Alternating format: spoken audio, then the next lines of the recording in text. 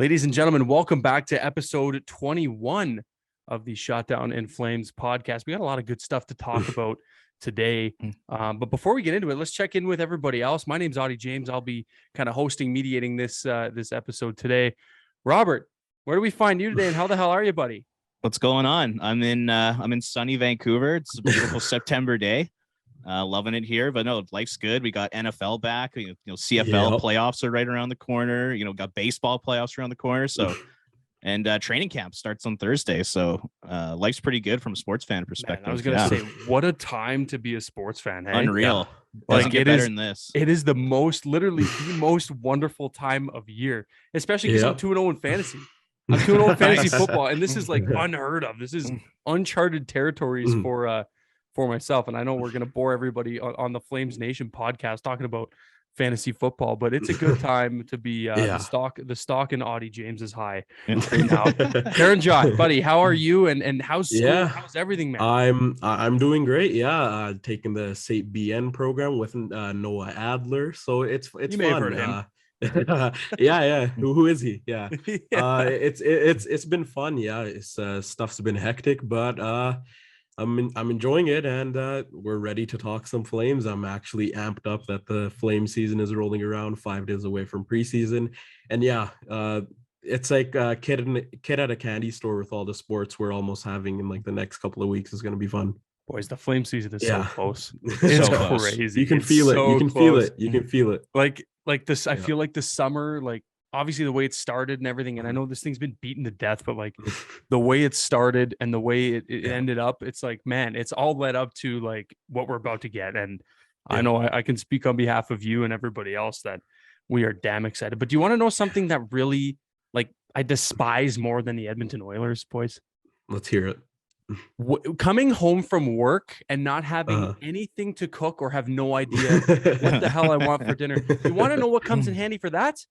Our friends over at DoorDash. You can sign up using the promo code FNLiveDD on DoorDash. They got all your favorite restaurants. You don't have to worry about anything when it comes to cooking dinner, or if you come home from work and the chicken isn't thawed out or whatever the case may be. I don't know. I'm just giving you examples that I run into all the time. Our friends at DoorDash got you covered. Be sure to use FNLiveDD. That's FNLIVEDD at sign up.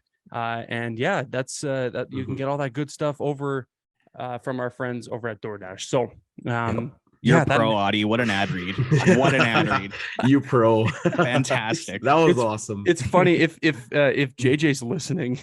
I was like the king of ad reads on the other show I was on.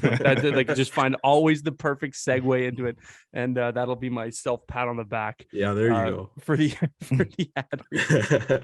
But we're not here to talk about ads or read anything else and talk about fantasy football, boys.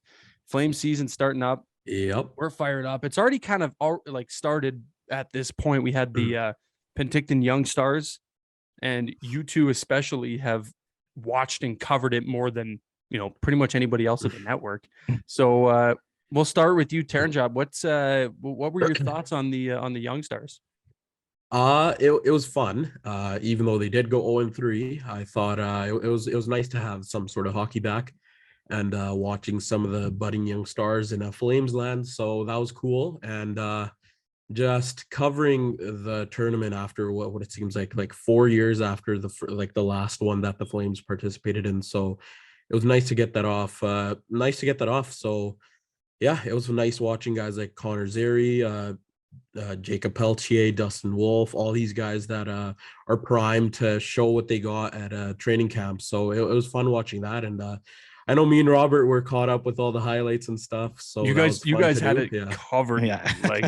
Like I'll be fully transparent. Like I was busy and didn't get to watch as much as I wanted to, but I didn't even have to because you guys just like were dialed in and had everything ready to go. Robert, what were your thoughts, man? Yeah, I mean, I really like Penticton Young Stars. I think it's like a really fun tournament, and even it's created some really good memories. Like going back a few years, like watching Johnny Gaudreau absolutely light up that tournament. Sam Bennett lit up that tournament. I remember Matthew Tkachuk was probably the biggest shit disturber in that tournament's history back in 2016. So yeah, it was cool to have it back. And I mean, let's tell the truth here. I mean, the Flames didn't play great. The first two games were pretty rough. They played much better on Monday against the Jets, but I'm with Taranjot. Like Connor Zary was excellent. I thought he was their best forward. One guy that really stood out was Emilio Patterson. Oh yeah, I thought he was their most entertaining player. Just incredibly skilled. He's shifty and creative with the puck. I really enjoyed watching him play. Adam Klapka. There we go. I was gonna say, who's gonna mention Klapka? That's like the biggest name. I feel like. I didn't even watch it, and I know that this guy was all over it. I had him on my list, but he said it. There we go. He's a cult hero in Calgary right now after that performance he put on. He was just laying people out, got in a couple scraps, showed some good hands. I know he had like a nice little toe drag and made some nice passes on a couple 2-on-1s. So overall, I mean, it was fun. Like Taranjot said, it's just great to have hockey back again. Doesn't really matter what level it's at. And he's a big lad too. Hey, Klapka, is he not? 6'8". Yeah, he's huge. Fella. Yeah. And I remember because the only reason I really remember is because I tuned in for like it would have been I can't remember. I think it might have been the game against the Jets on Monday, like yesterday, right? Who the hell scored? I can't remember. But it was a beautiful shot. Like it got through, like the goalie didn't even see it. But who's sitting parked right in front of the net? Like who else other than Klapka? Yeah, like this guy's like the friggin' Great Wall of China in front of the net. Like nobody can see anything around this guy. It's just a giant. Yeah. Yeah, that he uses his size to like some next level capabilities. Like not even that. He's very shifty on the ice. He's surprisingly very quick for how tall he is. And his hands are amazing, as Robert mentioned. I like the way how he moves the puck and just everything about the guy. I think Flames fans are gonna have fun watching him with the Wranglers. I know some of the people around the Twitterverse are gonna go to games, so that's a guy to look forward to. Well, I mean, like dudes like that big, like usually it's just that. Like he's just a big dude and he can't really do much else. But yeah, like the Flames might have like something on their hands here with this guy, and it's gonna be fun. I'm looking forward to it, especially as someone who didn't quite watch it as much. But like you said, the Wranglers are gonna be here. We really have no excuse to not like have that stuffed down our throats. Holy. So with that, then like the young stars, we saw a lot. You mentioned the Peltiers, the Zaries, and all those lovely guys of the world. We'll start with you, Robert, because you kind of brought this point up. Do you see like any of these guys, making the team or potentially challenging for a spot on the roster this year? Like there are vacancies to an extent on the roster right now. Do you foresee any of these guys snagging those spots? I personally don't.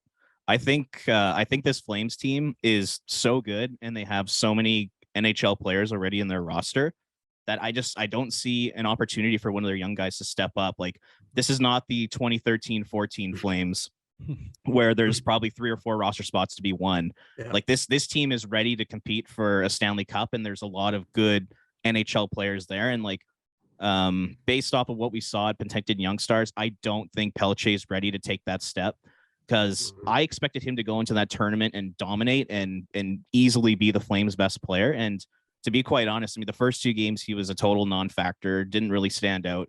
It really wasn't until the third game against Winnipeg, when he was playing on a line with Connor Zary and Adam Klapka, that he really stepped up and played well. Yeah. But I just think there's too many NHL bodies, especially with Milano being brought in, Cody Eakin being brought in, and supposedly Brett Ritchie's coming back. So Mr. Inevitable. Yeah. So I don't know. I don't see any young players from the AHL or junior stepping up this year and making the roster at a training camp. Yeah, I kind of thought about like originally with all these, not all of these. I make it sound like they signed so many PTOs. They didn't really sign that many, but I guess what? There's three. Yeah, Stone. Yeah, Stone. Yeah, okay, Milano. Maybe that's a decent amount. I don't know, but like. Either way, math's not my strong suit. I'm not the brightest bulb out there, but I think it's a good thing, like for their development, to have these guys come in on PTOs, just because like it's going to create that internal competition. Not that, but I'm with you. I don't think that any of these young guys are ready to kind of take that next step. Taranjot, what do you think? Yeah, I completely agree. After what we saw with like Jacob Peltier and all the other guys, I think. Just based off of what the Flames have done, bringing in all the PTOs, and like I think there'll be a late season call up for there will be a late season call up for Jacob Pelletier once the Flames do end up clinching playoff spot. Fingers crossed. I know they probably will, but don't want to jinx it just yet. But I completely agree with Robert. I think Jacob Pelletier, I think he will stay another year in the AHL and hopefully get a chance the next year.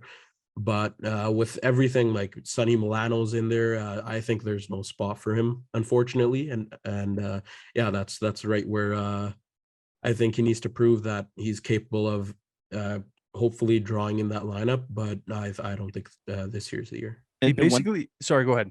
One thing I'll just say is just like it's okay if none of these guys make the Flames. Yeah, 100%. Like they're all at an age where they can still develop. Like there's still time for them in the American League to get better. And the thing with the Flames roster right now is there's a lot of guys who are getting up there in age. Next season, Jonathan Huberdeau and Mackenzie Weegar, who hopefully will sign soon. Their extensions are going to kick in, so there might be some cap casualties, and there's going to be spots available over the next 2 years. So, I mean, I don't think it's a bad thing if Pelletier doesn't play, if Zary doesn't play, whoever it may be. And they like what I was going to say, like they got to come in and steal a spot. Yeah, that's pretty much what their camp is going to be. Like if they want to make this team, they have to steal it. Like there's no like the amount of people that I see, and I know that other people have talked about it too. The amount of people that I see in their projected lineups just penciling Pelletier in on the third line. Like what? You think Daryl Sutter is just going to pencil this man in on the third line? He hasn't played a single game in the NHL. And I'm not dissing the player in Jacob Pelletier. I think he's a hell of a young player. And I think that he's got a lot of upside and a lot of promise. And, the future looks bright for this kid. You don't pencil this guy in on the third line with like one pro season under his belt on a Daryl Sutter team where, you earn your right to play. Anybody penciling Pelletier in on the third line or whatever, wherever you have him in the lineup, like, it's just foolish. And this is a team ready to win a cup. Right. Like this is not baffling part. This is not a team that's going to be, fighting for a wild card or going to be tanking for Connor Bedard. Like this, they're ready to win a Stanley Cup. So like, it's fine if a 21-year-old Pelletier doesn't play, like let's put in maybe a couple of veterans instead and go for it. Cause the Flames only have like 1 or 2 years to like truly go for a Stanley Cup, in my opinion. So I think they got to go full throttle, and it's okay if a guy like Pelletier is not there. And then that's it's not even a bad thing. Like you said, I think it's great for guys like Pelletier. It burns that fire in them, and it tells them that, you know what, it's time for me to show this year that I can make the roster next year and just kill it in the AHL. And just like it's not even that the team doesn't see them. Like they're in Calgary this season, like we talked about, and then they're just down the hall, running. That's it. Exactly. They're going to be running into all these NHL guys every single fucking day. So I think it's huge that they're in Calgary. They can learn from not even far away, but they can learn from guys like Daryl Sutter walking by them, and even just like from some of the older guys like Ritchie, all these other guys that are experienced in the NHL. I think they can definitely gain some experience and just hopefully prove that they're worthy of a spot next season. Here's my last thing I'll say about Jacob Pelletier, and again, like I don't want people to turn this into like Auddie has a hate and disdain towards Jacob Pelletier, because that's not the case whatsoever. It's quite the opposite.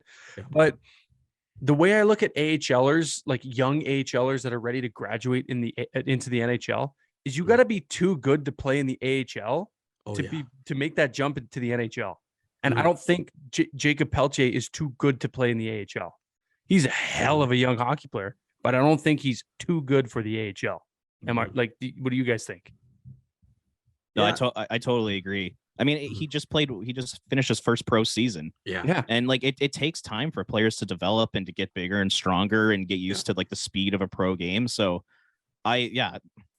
Jacob Pelletier is going to play in the NHL one day. He's a really good prospect. We all love Jacob Pelletier, but like it's okay if he doesn't play this year. And I hope he plays on a first line and with the Calgary Wranglers, and plays first power play unit time and first penalty kill time, and really hone his game down there. And like you guys said, like Daryl Sutter's still down there, and there's lots of great NHLers for him to learn from, being with the Wranglers in Calgary. So yeah, there's nothing wrong with it. I totally agree with you, Auddie. Yeah, I'm in the same boat as Robert. Yeah, I completely agree. Yeah, I don't know. I mean, like, I don't want to beat this thing to death because, again, I don't want people to think that I'm just like, I've got. You're gonna this... get quote tweeted, Auddie. Oh, I know. Princey's gonna use that as the Twitter, the first Twitter clip, isn't he? Yeah, I dug my own grave with this one. Okay, I guess we spent a lot of time talking about Peltier. Ruzicka is still unsigned. But that's one of the names on the list. I don't know what the future holds for Ruzicka, like, immediately. Daryl Sutter pretty much said he doesn't want him playing on the fourth line, and that's really the only spot I see him taking, especially bringing in Nazem Kadri. Your center core is pretty well set. I mean, what do you think? What's the future for Ruzicka? We'll start with you, Taranjot. Even though he should be getting some playing time in the AHL, but I think he's ready to take that next step, even though he's not. I don't think he's gonna get that this year, but he's gonna be the 13th forward for the Flames. I think that's what he's gonna be for the Flames this year. But yeah, I do have a lot of optimism about this guy. I think even being a 4th round pick, he's done quite a lot. I think that it's pretty great what he's done so far, but I think he's a 13th forward for the Flames. Robert. Yeah, I mean, I like the player. I thought last season he showed some flashes of brilliance from an offensive standpoint. Like he had some really creative plays, had some like nice assists. Finished a couple goals. He played 28 games last year, had 10 points, which is about a 30-point pace, which is pretty solid for a 23-year-old. So I like his size. I like his skill set. But just like we've been touching on, like this team is, I think they're too good right now to have a guy like Ruzicka playing, and that's a great problem to have. I'm very okay with that. Yeah, I think the like we can root all of this back to, like, this is a damn good problem. yeah. For the Calgary Flames, when we're having this discussion about Adam Ruzicka, who could probably be a pretty serviceable 4th liner on this team, being the 13th forward. Like, we don't know what that's when was the last time that's been a conversation in Calgary? Never. It's multiple years. Right. Yeah, It's been a long ass time since that's been a problem to have in this city and in this market. One last player I kind of want to touch on, because it's just been like such a fascinating conversation, and like God knows what's going to happen with Juuso Välimäki. Off ice, the guy's a great, he's a great dude. I've had the pleasure to interview and talk to Juuso before. The guy, he wants it, but he just, I don't think he's going to get it here. Yeah. So what does that look like? And like, is it a trade? Is it he's waiver eligible now. So it's like, you send him down, he's going to get claimed. Like, someone's going to take him. What does a trade look like involving Juuso Välimäki? Robert, you go first. Yeah, to be quite honest, I don't think there's a whole lot of value in Juuso Välimäki right now on the open market. And by all reports, by scouting reports, it sounds like he struggled in the AHL last year. So, what team wants to, trade a 3rd round pick or a 4th round pick for a guy that struggled in the minors? He's got now a little bit of an injury past. I would say it's fair to say he's probably got a little bit of confidence issues. I don't think Daryl Sutter has helped him all that much in that regard. But like, I just go back to when he was playing in that 2018-2019 season, before he got hurt. I think it was a high ankle sprain in the regular season. He was really good. And then he comes into the playoffs against the Avalanche, and I would argue he was probably their best defenseman in that series. And like, you can just see like top 4 potential in him back then, but I don't know if that's there anymore with the injuries and the confidence and really the depth chart in front of him. Like, who's he going to pass? He's not passing Shillington, Zadorov, Hanifin. No. Like, that's just not going to happen probably, unless he absolutely lights it up in training camp. But it's too bad, because there was so much potential there for the guy. I don't know. What do you guys think?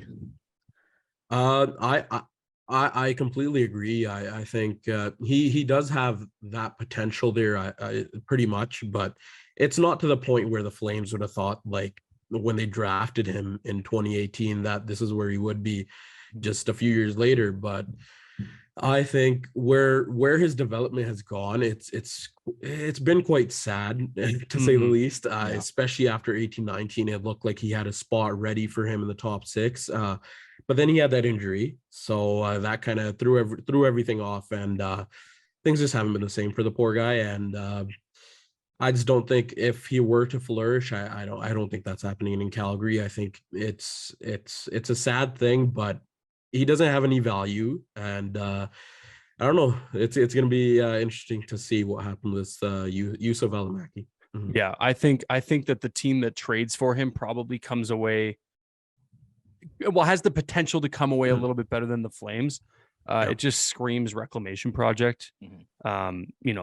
You hope for a guy like that to have that happen for him. He's a great, young player who had a ton of upside, and maybe that top four, that potential top four that you brought up, Robert, is still in there somewhere, but it's not here. And that's the bottom line, is that it's not here, and it's not going to happen in Calgary. So wish him all the best in whatever happens. I'm not exactly sure what is going to happen. I'm looking forward to that cap relief for the Flames, a little bit of cap relief, as morbid as that may sound. But yeah, I'm, hoping nothing for the best, but the best for our friend Yusuf Alamaki. Couple quick things. We'll get a couple quick hits in here, and then we got some juicy ones to bring up here. PTOs. We talked a little bit about the PTOs.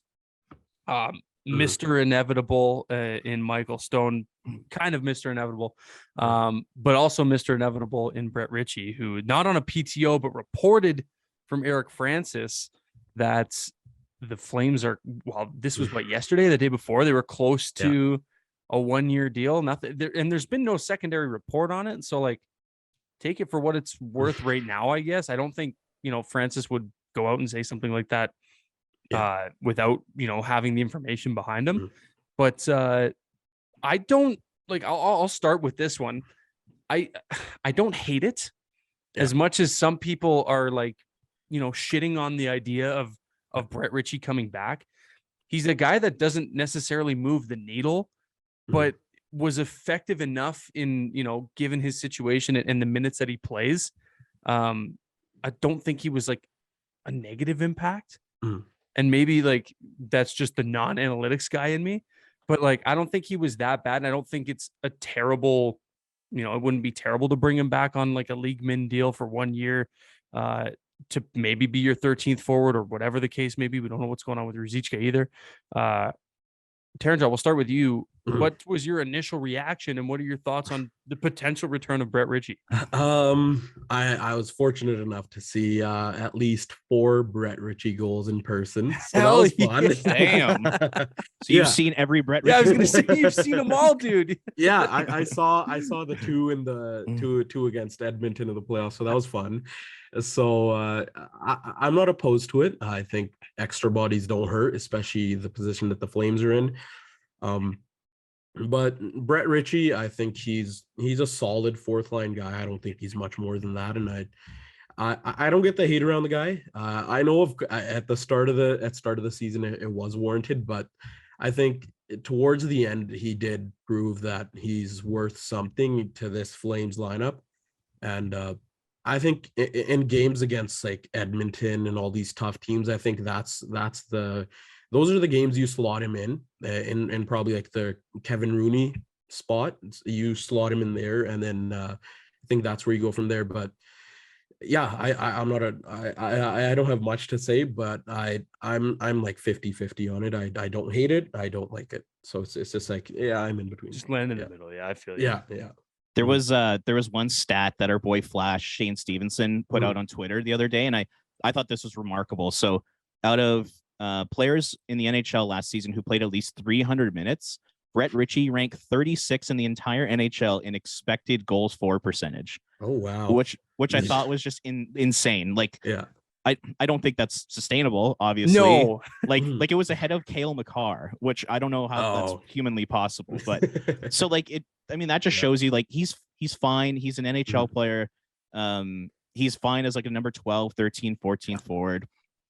And I was thinking about this today, why do fans hate this guy so much? And the reason that I came up with was in his first year in Calgary in that 2021 bubble season, Jeff Ward, who not a great coach, put him with Sean Monahan and Johnny Gaudreau. That's not his fault. And like exactly, that's first of all, that was ridiculous. Yeah, like so ridiculous. What was Jeff Ward thinking?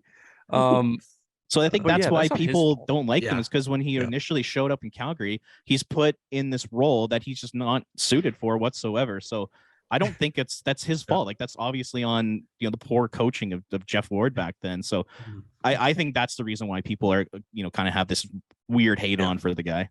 Brett Ritchie is like maybe a fourth line guy on any other team. Yeah. Jeff Ward, top six. Just like don't even understand that at all. That was out of nowhere. Like, it's crazy how much things can change with a good coach.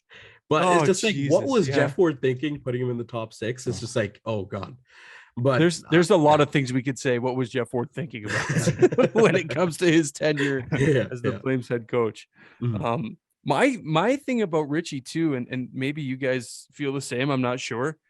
Like, is Brett Ritchie right now a guy who last year warranted earning a contract right now, or should he not have been a PTO guy? Like, do you think he could, like, when Sonny Milano gets a PTO, I think Sonny Milano's a better player than Brett Ritchie. Maybe, I don't know. Maybe the analytics community will come after me for that one. But like Sonny, you see guys like some of these guys signing PTOs, and Brett Ritchie just seems like a PTO guy. He doesn't seem like a 1-year deal guy, but Daryl loves him. Right? Does he not? Yeah, and I completely agree. I think it was kind of weird when the Milano PTO came down. Then just like mere hours later, it's just like Brett Ritchie is close to signing that 1-year deal, and then it's just like, Milano probably should have got a deal done instead of PTO, but it's again, either way, it doesn't push the needle. Ritchie. Yeah, exactly, inevitable. It doesn't push the needle either way for me. It just seemed like odd, like one of those things that you think about, but. Speaking of Sonny Milano, obviously signs a PTO with the Flames, would hopefully, we think, fit right in. A lot of people had this guy projected as one of the guys to go out and get. And well, summer of Brad continues, baby. He goes out and gets him. As Brad does, he gets what he wants. What were your initial thoughts? And I feel like I've been asking what's your initial thoughts the whole time.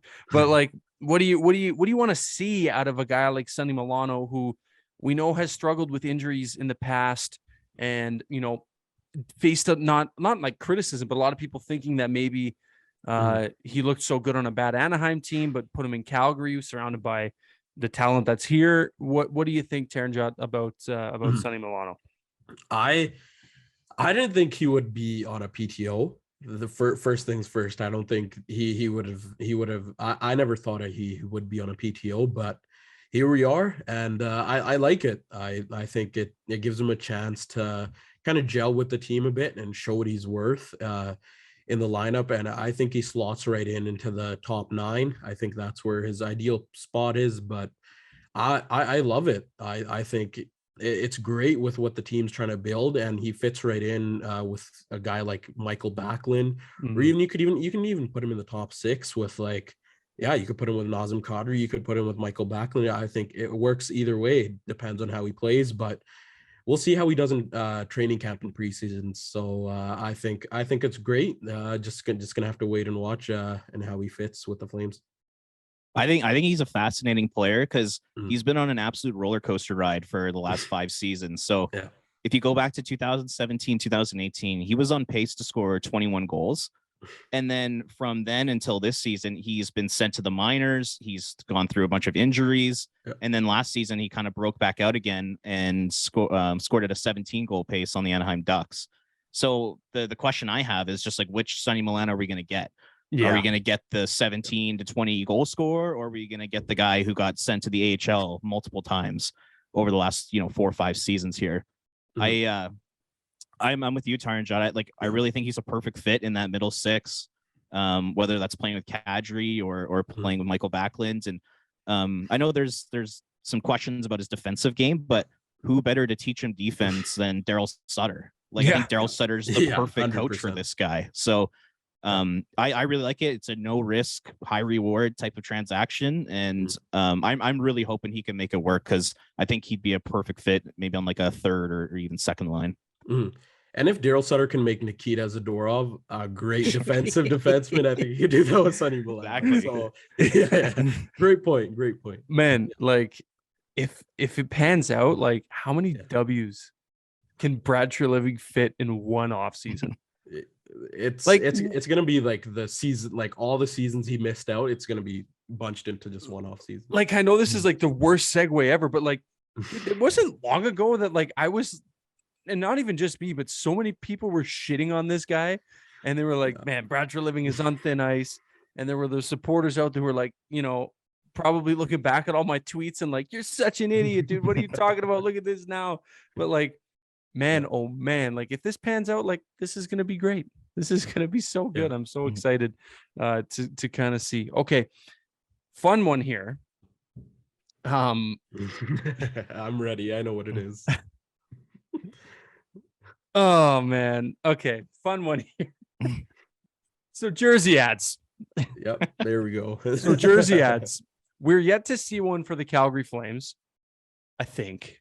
I don't think it's ever. I'm pretty sure Twitter would explode if it was. We are yet to see one for the Calgary Flames. By the way, I was on another podcast where people were getting mad about the jersey patch size, and I've kept this little piece of paper as a reference as how big it's going to be. People stop getting so angry about it. We're yet to see one for the Flames, but the Leafs, our friends over at the Leafs Nation, y'all got milk? Dairy Farmers of Ontario are sponsoring the Toronto Maple Leafs. In addition to their TikTok helmet ads, they're going to be something else. What a bizarre combo. Like, TikTok and milk, right? What's going on? The TikTok one I thought was hilarious when like I don't even know when they debuted them, but when I looked, I did do a double take. I was watching a Leafs game for some reason, and I did the double take. I'm like, is that the TikTok logo? Like what? And that was right when the Leafs were like posting everything on TikTok, and they had a partnership with TikTok, and they were doing all this, you know, fun stuff. Like like I'll give them credit, like cool stuff with TikTok and whatnot. But yeah, today, September the 20th, when we're recording, the Leafs announced that their jersey ad is just going to be a little white cursive font that says milk. Yeah. So I don't know. There's going to be so many jokes lined up for that. And like, I know Sid Sixero already did one. Yeah. The memes are already there. Yeah. I hate seeing the word milk on an original Six jersey. Oh yeah. I think it just looks so bad. I'm not a fan of the jersey ads myself. That's fair. And I know they're small. I didn't mean to attack you with my this is how small they are piece of paper. I cannot stand. I just think it looks so stupid. But I guess reportedly the deal is it's a multi-year contract with the dairy farmers, and it's 8 figures. So I saw that. If someone's offering you, $10-15 million to put milk on your jersey, I think most owners in the NHL and business people would definitely be down for that. I don't care how rich your franchise is, you're probably taking that. Yeah. and it's like that wasn't even the worst ad of the original 6 teams. Like the Montreal Canadiens, they put RBC, like it wasn't even color matched. That was horrendous. But there's literally the Bank of Montreal. Yeah, like, there you BMO go. is a bank. Why did they go with RBC? Yeah. And like they even had Bell, like their helmet sponsors are Bell. I'm pretty sure they could have done the Bell again, but RBC and the colors don't match. It's a shit show. That's the thing. That's the thing about these jersey ads that is either gonna make me like, for me, I'm like, I don't really give a shit that much. And I know like, and everybody and I know I poo on the idea of like hating jersey ads, but like I get it. I truly get it. Like I deep down probably don't really like them. Like I would prefer them to not be on there. Yeah. But at the end of the day, it doesn't bother me that much. But like, I don't know if you saw, I think it's the Penguins or maybe someone else. I can't remember. No, the Penguins have the big blue PPG paints sticker on their helmet. That doesn't even fit on their helmet. But like, I know it's probably the least of their worries, but can teams at least try to color match or like the Leafs? I understand like having that on an original 6 jersey sucks ass, but at least it's just the white word mark that says milk, and it's not like, you know, I don't know. I'm trying to think of one like, like the Google Chrome logo, you know, it's got all the colors on it and shit. Can teams at least try to color match it so it's subtle? Like the Yotes, hilarious. Gila River casinos or whatever, but like it's the color of their jersey and then it's just white font, right? Like the Leafs, it's a blue logo, it matches the color, white font. I know you don't really get that choice to pick who your sponsor is, like you're just going to take the best deal, but like make a conscious effort. Like the Flames, I don't know what would be a good one, like Scotiabank, like I don't know, Sport Check. Like I don't know, like it's Budweiser. Budweiser, hell yeah. This Bud's for you. It should just say Dome Foams. Just heroin beers. but Budweiser isn't being sold at the Saddle Dome anymore now. If you guys have heard it, that's devastating. What? Yeah. Rick Tulsi. Apparently they have this sponsorship deal with like this brewery, so they're not serving Budweiser. Is it Banded Peak? Anymore. No, it's some other one. I'd have to look it up, but it's another one. I'll send you the tweet later, but if I can find it. But yeah, no Budweiser. So that's fine. At least as long as they still just don't clean the lines or whatever it is that puts me on my ass after having two. I've never drank a beer that hits me as hard as a Dome Foam. Like there is something about those beers, and I know it's not like breaking news, but those beers are like crippling to me. Like it is called heroin beers for a reason. I know, like it puts you on your ass, and you got to be careful with those things.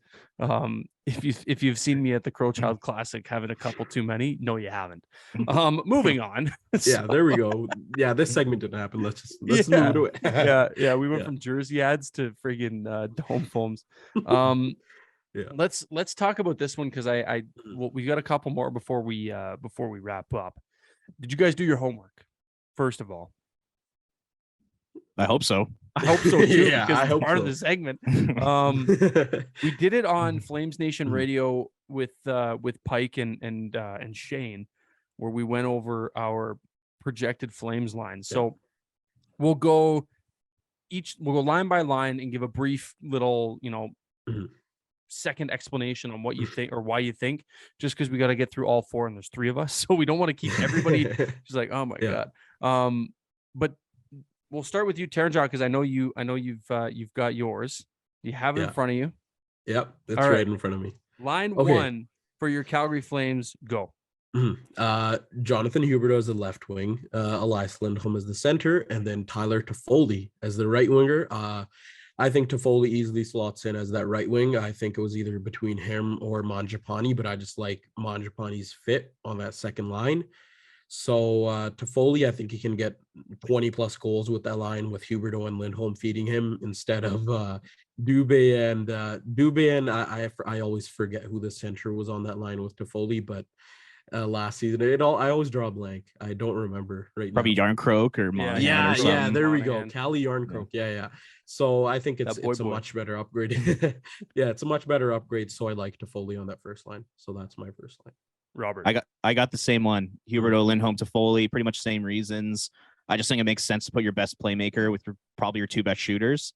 Mm-hmm. And the thing for me is if Tyler Toffoli's not scoring, I don't think he's doing all that much because I mean he's not a good skater anymore. So I think they got to take advantage of his goal scoring in that skill set. Yeah, it's shocking, but I have the exact same. Yeah, it's almost like you guys listened to FlamesNation Radio before you came on this episode. That's the homework. I may have. Yeah, that's the homework. That's right. For me, like I think Toffoli is also poised to have like a bounce back here. Yeah. So I think that like putting him with two of your best players on your team is definitely an aid in someone looking to bounce back. Okay, I'll start with my second line. Yeah. I went Coleman on the left, Kadri down the middle, Mangiapane on the right. Mm-hmm. I kind of like decided my lines on like pairings, if that makes sense. Like for me, it was like I'm putting Huberdeau and Lindholm together for sure. Mm-hmm. I wanted to put I said originally Coleman and Mangiapane because I liked how they played with Backlund last year. Yeah. But then like I kind of shifted more to wanting to see Kadri and Mangiapane. like as that, like to that, for them to be that pairing on that second line that I kind of like rock with. I'm excited. I think that line, like especially Kadri and Mangiapane, could do some really fun shit this year. And like I don't think words can explain how happy I am that Nazem Kadri is a Calgary player. Yeah, I fucking love it. I'm juiced up. Yeah. I was so close to buying a Kadri jersey at the equipment sale. But yeah, I don't know. I kind of just rocked with pairings, and that's the one that I kind of want to see. So Robert, we'll go to you next. So I'm gonna go with the second line from last season. I'm gonna go Mangiapane, Backlund, Coleman. And the reason why is because they were one of the best lines in the NHL last year. Like they absolutely dominated, and they even outperformed the Tkachuk, Lindholm, Gaudreau line in some key metrics. So like, for example, shot share percentage, the Corsi 4 percentage outperformed that first line. They outperformed them in expected goals 4 percentage and high danger scoring chances 4. So from a possession standpoint and just like a shot metric standpoint, and defensively, they're one of the best lines in the NHL. So if it ain't broke, don't fix it. You know. Yeah, I kind of had that conversation with myself too, but anyway, I'm with what I had. Yeah, I had the same conversation in my head, but I pretty much have the same thing. Mangiapane, Kadri, and Coleman. So yeah, I think Mangiapane and Coleman have already worked together, and I think they will again. And Kadri just being on this team, it's the best culture wise and just everything brings to the team. I think it's amazing, and Nas is a great fit with Mangiapane and Coleman. I think they'll complement each other greatly, and I'm looking forward to it. So yeah, that's my second line. So same as Auddie. Before we go further, I think the best part about doing this as a group is like first of all, there's no wrong answer. Yeah, and second of all, like we're really just showing like how much depth this team has when you can slot like anyone pretty much anywhere.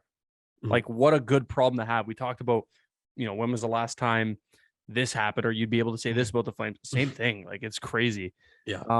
I'll start with my third line. I've got it's funny because I just screenshotted what I did with Pike and Shane.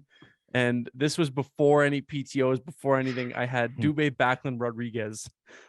Nice. So this is assuming Rodriguez didn't sign in Colorado. So I thought for sure, I'm like, we're getting Rodriguez. This is happening. So I guess I got to think on the fly. I'm gonna let you guys go first, and maybe I'll copy. So Robert, you go ahead. Yeah, go ahead. Yeah, so I'll go Dubé, Kadri, Milano. The reason why I threw Kadri down here is because I think he's more of an offensive play driver than Michael Backlund is. And I don't know if you want to be using Michael Backlund in that offensive role. Instead, I'd like to see Backlund more of a defensive role, Kadri in a more offensive role. So I think, you could start them in the offensive zone a bunch. You could give them some favorable matchups, and then use Dubé, Kadri, Milano as kind of like a pure scoring line, and then let the first two lines kind of play defense. So that's what I was thinking. For me, I have Dubé, Backlund, and Milano. It's just the centers are interchangeable. So I like it. I think Backlund, even though like you mentioned, would rather want him in a defensive role. But it's Daryl Sutter. The guy doesn't have numbers for his lines. So I just think Backlund, Dubé, and Milano would be a great fit. I think Dubé, he's one of my players that I'm looking forward to this season. I think he'll have a semi-decent breakout season. That's the guy I'm rooting for. So let's hope. Yeah, he has to. It's almost like he's got to have that season. Yeah. So, and I think this is a very good line for him to have that instead of previous years. I think him being on a line with Backlund will help him a lot. And then even Milano, I think both of them could work together very well because they're young. And then, I think that's a great line for me. Dubé, Backlund, and Milano. And the thing with Backlund, I'll just quickly mention is no matter who you put with him, Backlund makes them better. So like you go back like 6-7 years, like he made Joe Colborne a 19 goal scorer, and like he made Lance Boma a 16 goal scorer, and Michael Frolik, I thought he made Frolik a better player. So it's like putting Dubé with Backlund makes a lot of sense because I think he can make him a better player. Yeah. No, absolutely. I'll agree with you, Taranjot. I'll just swap Rodriguez and Milano. I'll just take the easy way out. I wonder what we all have for our fourth lines. Oh, wow. Help me shocked with Lucic, Rooney, and Lewis. Yeah, there we go. Yeah, it's pretty much the same thing. Which, like, It just does not look. It does not make me happy to see. No. It's like that meme, like the one with like, it's like the horse and it's in like 4 parts, but it's like really, really good, and it just progressively gets shittier. But it should just be good, good, good, and then like the shit drawing, like just like the Auddie trying to draw a horse drawing. Like it's, I don't know. That's just kind of like how I think of it, and I'm like, man. Yeah, I'll make that meme for you now, and I'll post it on the account after this. Please, I'll do it. Do it. Hell yeah! I'm sure Milan Lucic is gonna love that if he sees that. He's he'll gonna probably block. Yeah, he's gonna. He goes on block rampage. Stay away from the dome, Audie. Just don't put his name on it, like in the tweet. Otherwise, he'll put name fourth search. line. Yeah, he'll name search and he'll just he'll block FlamesNation and all of us after all this good stuff. Okay, well that gets through forwards. I'm just gonna motor through my 3 pairings real quick. Yeah, same here.